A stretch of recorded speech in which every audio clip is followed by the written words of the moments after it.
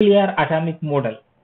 In this today's class, we will discuss atomic spectra and Bohr's atomic model. Okay, so first we have to know what is a spectrum. What is a spectra? What is spectrum or spectra? The orderly arrangement of anything, orderly arrangement of colors, or orderly arrangement of wavelengths or frequencies is said to be the spectrum. Okay, so the spectrum of light was first discovered by Sir Isaac Newton in the year 1660. Newton allowed white light to pass through the prism, and he found that the emergent beam consists of the series of colors that is known as spectrum of light. Okay, this atomic spectra, the spectra emitted by atomic gas, is known as atomic spectra. In spectra emitted by molecule, it is known as molecular spectra. But in this class, we will discuss only atomic spectra. Here, atomic spectra is classified into two types. This is emission spectra and absorption spectra. Okay, emission and absorption spectra. Next, what is emission spectra? When you get emission spectra, okay, excited at low pressure. Okay, so by providing electric current, okay, when atomic gas is excited, when atoms excited in the excitation process, it emits radiation. That radiation contains different wavelengths. Series of wavelengths is known as emission line spectrum. Okay, so actually this spectrum is again of three types. So continuous spectrum, continuous spectra, band spectra, and line spectra. Okay, line spectra. So this is about the continuous spectra. Band spectra means there is a series of bands. Okay, line spectra, whatever the spectra you will see in the second and third figure, there is a line spectra. So we are talking about only the line spectra in this class. Okay, this is about the emission spectra. Okay, you can see the example of emission spectra. When you see the light which is emitted from the light, means a bulb, a tungsten filament, you will see the continuous spectra. So when hot gases, so what you are doing when atomic gas is excited by means of electric current, so in the de-excitation emit radiation, so that is called emission spectra. In emission spectra, you can see the bright lines. So these are the bright lines on the dark background. So in emission spectra, we'll see bright lines on the dark background. Okay, so right. And next one is absorption spectra. Okay, so in absorptions, when do you get absorption spectra? So when the light emitted from source passes through any medium, intermediate medium. Okay, if the transmitted light is observed with the help of a spectrometer, then you will get absorption spectra. Whatever the lines that you see in the emission spectra, those lines are missing in the absorption spectra. In the place of bright lines, you got dark lines. In place of darker space, you got a brighter space. Okay, so if you see the hot gas directly with the help of spectrometer, you will get the emission spectra. If you see the same light or radiation which is coming from the source when passes through any intermediate medium, so the transmitted light, if you observe that transmitted light, you can see the absorption line spectrum. Okay, so absorption line spectra. Okay, next, actually this spectrum is the characteristic of an atom. Each atom has its own spectrum. Okay, so this property, so this makes the spectroscopy, okay, a useful tool for the identification of unknown substance, for the chemical analysis of unknown substance. Okay, so and here the line spectra can be grouped into one or more series, a number of series, and in 1885, the first series of hydrogen atom was discovered by J. Balmer in the year 1885 in the visible region. Okay, the first series of hydrogen atom was discovered by J. Balmer in 1885, which falls in the visible region, so that we can see those radiation. If it forms in the ultraviolet region, we cannot see that radiation. Okay, so this is about the spectral series of hydrogen first discovered by J. Balmer, which falls in the visible region. Okay, so Balmer and he also find a formula. So what the spectral lines nothing but the series of wavelengths. Okay, so and the Balmer also gave a formula to find the wavelength of a spectral line. So that is given by 1 by lambda is equals to, I'll write once again, 1 by lambda is equals to R into 1 by 2 square minus 1 by n square. Okay, where n equals to 3, 4, 5 and so on, where where R is called the Rydberg constant and its value is R is equals to 1.07 into 10 power sorry 10 power of 7 per meter. So this is the value, actually 1.097 into 10 power of 7 per meter, or meter inverse. So meter means these are the number of waves per meter. Okay, right. This is a spectrum of hydrogen atom. So you can see the spectrum of hydrogen atom. Okay, so what is H alpha, H beta, we'll see later. What is the meaning of this? Okay, so here this is the emission line spectrum of hydrogen absorbed by Balmer. It is called Balmer series. Okay, so whose wavelength starts from 364 nanometers and end with 356.3 nanometers. The series of wavelengths gives us falls in the visible region. This is about the first spectrum of hydrogen atom, which falls in the visible, discovered by Balmer in 1885, which falls in the visible region. Okay, so the other series of hydrogen atom, the other series here, and this is one more relation. So this is in terms of frequency and speed of light. So this is one more relation, and we can write it as nu is equals to RC into 1 by 2 square minus 1 by n square. The other series of hydrogen atom are other series of hydrogen were discovered by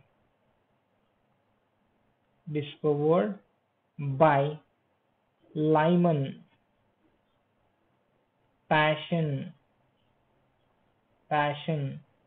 Brocket and Fund. Okay, these four discovered the remaining series of hydrogen atom which falls in different regions. Only this series, the series which was discovered by Balmer, only falls in the visible region. This Lyman series falls in ultraviolet region. Balmer series falls in the visible region. Paschen, Bracket and Fund series falls in the infrared region. And the expression for Lyman series, here I'll write the remaining expressions also here. So for Lyman series,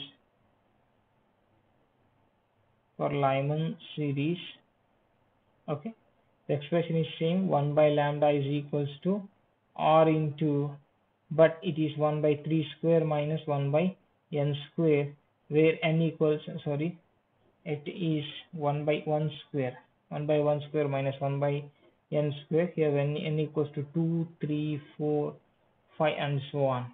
Okay, so what is n equals to 1, 2, 3, we'll discuss it later in the final topic of this chapter. Okay, next series is Balmer, already I wrote it here. The second one is second one is Bomber, and third one is Lyman Brahmer Passion. Next one is Passion series. So for Passion series, the expression for wavelength is 1 by r into 1 by 3 square. For Bomber series, 2 square. For Passion, 1 by 3 square, n square. Okay. And for bracket series, where n equals to 4, 5, 6, and so on. And for okay, and for bracket series 1 by lambda is equals to r into 1 by 4 square minus 1 by n square, n equals to 5, 6, 7, and so on. And for fund series, so 1 by lambda is equals to r into 1 by 5 square minus 1 by n square, n is equals to 6, 7, and so on. Okay, so Lyman series, uh, so and this is 1 by 1 square minus 1 by n square. And for Bomber series, 1 by 2 square minus 1 by n square. Passion series, 1 by 3 square minus 1 by n square. And bracket series, 1 by 4 square minus 1 by n square. And for fund series, 1 by lambda is equals to r into 1 by 5 square minus 1 by n square. This is a spectral series of hydrogen. Once again, we will discuss it in detail, okay, in the following topic. Okay, right. Next, I'm going to Bohr's atomic model. So here, the first model regarding the atomic structure, successful theory regarding the structure of atom was given by Rutherford. So according to Rutherford, total mass and positive charge of an atom is concentrated in a small region called a nucleus. Around the nucleus, electrons revolve in circular orbits. So, but according to Rutherford did not fail to explain the stability of an atom. So in order to explain the stability of an atom, so Bohr modified the Rutherford atomic model by introducing an idea of a stationary orbits and a quantum theory of radiation. By using these concepts, so he successfully explained the stability of an atom. Okay, so in 1913. Okay. And he gave three postulates based on by applying these concepts. The first postulate is uh, in an atom, so in an atom, this is an atom. In an atom, electron revolves in circular orbit. These electrons are revolving in circular orbits. Are known as stationary orbit. These circular orbits are called stationary and non-radiating orbits. As long as the electron is revolving in these orbits, it does not radiate any energy. That is why these orbits are known as stationary orbits. Okay, these are called stationary orbits. Right. Next, second postulate. According to second postulate, so okay, once again I'll draw the same figure. So nucleus, around the nucleus, around the positively charged nucleus, negatively charged electrons are revolving in circular orbits. Okay, so actually the space nucleus is very small in size. So if this is an atom, if this is an atom, the size of the nucleus is very small, almost it is in the order of wait a minute. Almost it is a point-sized nucleus. The space between the nucleus and the electron is very huge. Okay, electrons are very distant from the nucleus. Okay, and so the second postulate tells us that how many orbits are uh, allowed here allowed here. So for example, let us take the nucleus. Electron can resolve take this circle. So how many circles you can draw around the nucleus? You can draw infinite number of circles with different radii. Okay, why? Because the space between the nucleus and electron is very large. You can draw infinite number of circles or circular paths. So but all the circular paths are not allowed. Only those circular paths are allowed. Only those orbits are allowed for which the angular momentum is quantized. For example, nucleus. This is a nucleus, and electron is revolving here. So here, angular momentum. What is angular momentum? MVR. Expression for angular momentum is MVR. This is angular momentum of electron, mass of electron, speed of electron, and the radius of the electron in which it located. So angular momentum of this electron is equals to nh by 2 pi. So only those orbits are allowed for which the angular momentum is quantized. So for example, it can rotate only if MVR equals to h by 2 pi. Okay, so that orbital is only allowed where n equals to 1, 2, 3. So 1h by 2 pi, 2h by 2 pi, 3h by 2 pi. The angular momentum is equals to integral multiple of h by 2 pi. Only those orbits are only that orbit will be allowed. Okay, so no other orbits are allowed. Okay, so but the possibilities are more. So it can have 1.5 h by 2 pi, 1.1 h by 2 pi, 0.1 h by 2 pi, but all the possible orbits are not allowed. Only those orbits are allowed for which the angular momentum is quantized. Okay, that is the second postulate. Okay, this is the second postulate. The stationary orbits are those for which the angular momentum is quantized. Only those orbits are allowed. Only those stationary orbits are allowed for which the angular momentum is equals to nh by 2 pi. Okay, and third postulate. So in the first postulate, all the circular orbits are known as stationary or non-radiating orbits.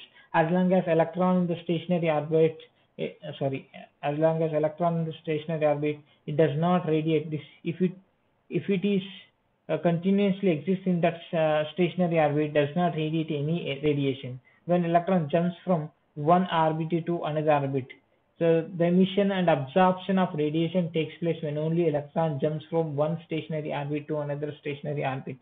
Okay, this is a third postulate. Okay, emission and absorption of radiation takes place when electron jumps from one stable orbit to one stationary orbit to another stationary orbit. But according to first postulate, as long as it remains in the stationary orbit, does not radiate any energy. When it jumps from one state to another state, one orbit to another orbit, then the emission and absorption of radiation takes place. Okay, when electron jumps from higher energy state to lower energy state, energy is emitted. When it absorbs, when electron in the lower energy state absorb energy, it can go to higher energy state. Okay, this is about the third postulate of Bohr. Okay, these are the postulates of Bohr, and Bohr's theory successfully explained the stability of an atom and also explained the spectrum of hydrogen. Okay, right. In the next class, we will discuss the Bohr's um, uh, energy of electron in the Bohr atomic model. Energy will find an expression for a radius of orbit, velocity, and expression for energy. Okay, so okay, thank you.